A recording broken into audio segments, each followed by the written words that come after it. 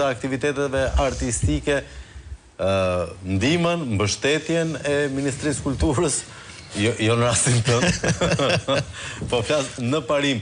E para një kur dëgjove që kryeministri vendosi të dhunonte fondin e emergjencës për të bler bileta për një këngëtar. Cili ishte mendimi i parë që pata?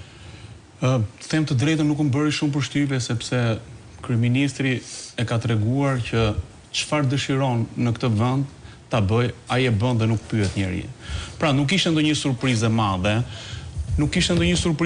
edhe që shumë të rinj artist rrin nga 5-6 vjet pranë teatrit, operës dhe baletit për të kërkuar punë, shfrytëzohen me honorare jashtëzakonisht ulta dhe nuk rifillojnë dot punë sepse nuk janë as patronazhista, por nuk janë as pjesë e partisë.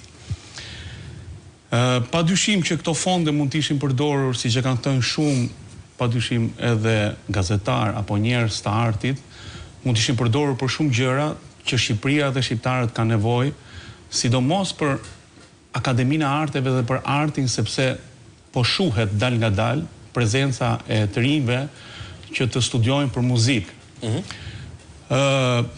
Impakti është shumë negativ dhe kuptohet që t'japësh 4.2 milion euro për një natë, sepse dhe të mendosh që mbas këtyre 4.2 milion euro ty do të gjenerojnë 100 milion euro më mbrapa, është absurde.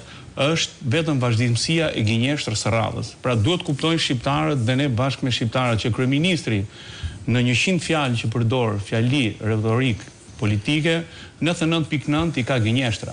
1% e ka të vërtet, ajo 1% ai 1% që është si ai pickimi i Glerëzës, tek ata njerëzit që e votojnë dhe janë të betuar për atë që ai do të mbajë ata. Mjafton t'i injektoj ata me një fjali dhe ai është në rregull.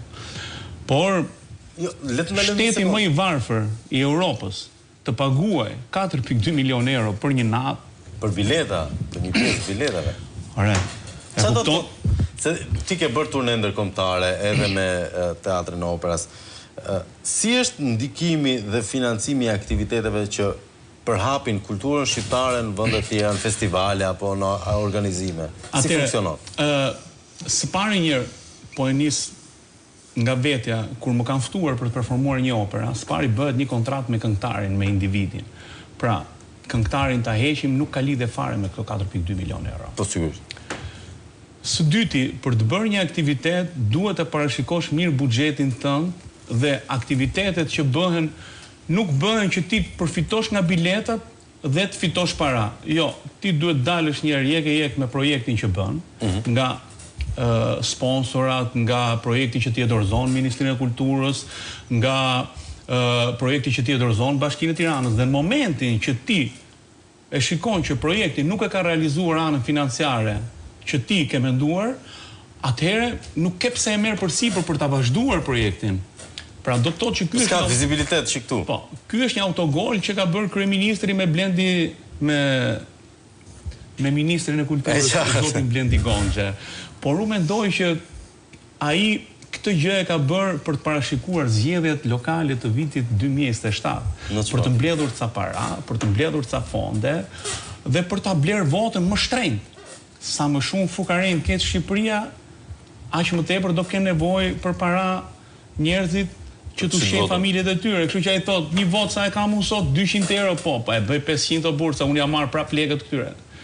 Bëj një aktivitet tjetër, ngrej një institucion tjetër, fut ca fondet emergjencave këte, fitojnë ca miliona euro dhe i them shqiptarve, hajde votoni, më jepni votën mua se unë ja u blej gjithëve tashti, nuk kam nevojë. Pra, do të thotë që ky bën këto aktivitete, jep këto fonde për mendimin tim edhe për zgjedhjet që janë duke ardhur, zgjedhjet lokale. Dhe e fundit fare, që ta mbyll se ndoshta e zgjata, mendoj që e ka kapur tashti dhe Ministrin e Kulturës dhe i ka thënë tashti do jesh ushtar, jo i bindur, po do jesh ushtar i betuar të japësh jetën për mua, se me këtë lëvizje që unë bëra, unë të çoj në spak kur të dua unë.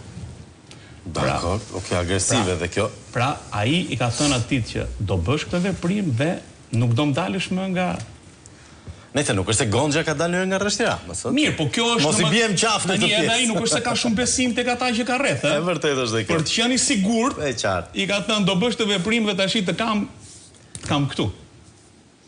Saliani, e para njerëz si u lexuan shesh, e dyta çfarë